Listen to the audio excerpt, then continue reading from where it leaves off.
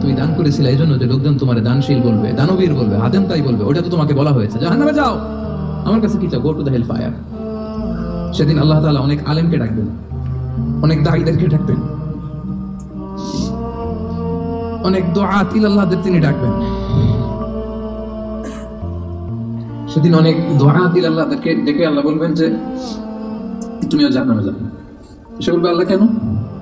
আমি মানুষকে কোরআন শিখিয়েছি, আমি মানুষকে হাদিস শিখিয়েছি, আমার কথা শুনে অনেক নামাজ পড়েছে, আমার কথা শুনে অনেকে দাঁড়িয়ে রেখেছে, আগে সুদ খেত, আমার কথা শুনে সুদ বন্ধ করেছে,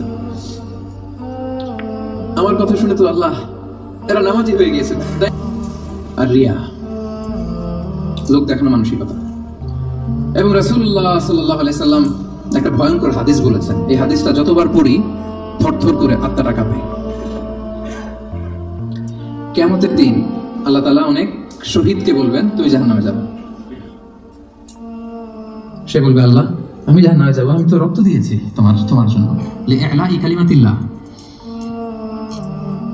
আমার দেহের তাজা রক্ত দিয়ে আমি শহীদ হয়েছি, জানাজা ছাড়া আমার দাফন হয়েছে, আমি তো জান্নাতে যাব। আল্লাহ বলবে না, তুমি শহীদ হয়েছো এই কারণে যে লোকজন তোমাকে বীর বলবে, বীর, বাহাদুর। তো দুনিয়াতে তো তোমার বাহাদুর বলছে, তো তোমারে বিশাল যোদ্ধা ছিল, বাহাদুর ছিল, খেতাব তো তুমি পেয়েছো, আমার কাছে কিছু নেই, জাহান্নামে যাও, গো টু দ্য ফায়ার। অনেক দানশীলকে আল্লাহ বলবে জাহান্নামে যাও।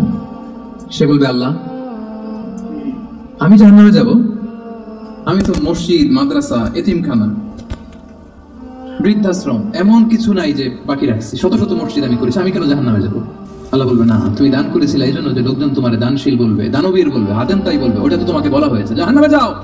আমার কাছে কি চাও? Go to the hell fire. সেদিন আল্লাহ তাআলা অনেক আলেমকে ডাকবেন, অনেক দাঈদেরকে ডাকবেন, অনেক দুআত ইলাল্লাহদের তিনি ডাকবেন।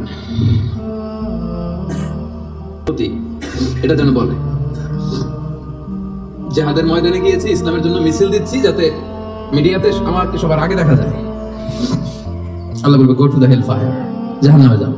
এগুলো একটাও আমার জন্য করো নাই, তুমি যা চেয়েছিলে দুনিয়াতে তুমি সেটা পেয়েছো, আমার কাছে কি চাও? কিচ্ছু নাই আমার কাছে তোমার জন্য, যাও। আল্লাহ এরকম দানশীল হওয়া থেকে, এরকম আলেম হওয়া থেকে, এরকম বীরত্ব দেখানো থেকে আল্লাহ তুমি আমাদেরকে হেফাজত করো। আল্লাহ রিয়া থেকে আমাদের এই কলবটাকে তুমি মুক্ত করো। আল্লাহ আমরা যা করবো কেবলমাত্র শুধুমাত্র তোমার সন্তুষ্টির জন্য, তোমাকে দেখানোর জন্য যেন করতে পারে। আল্লাহ তুমি তৌফিক দাও।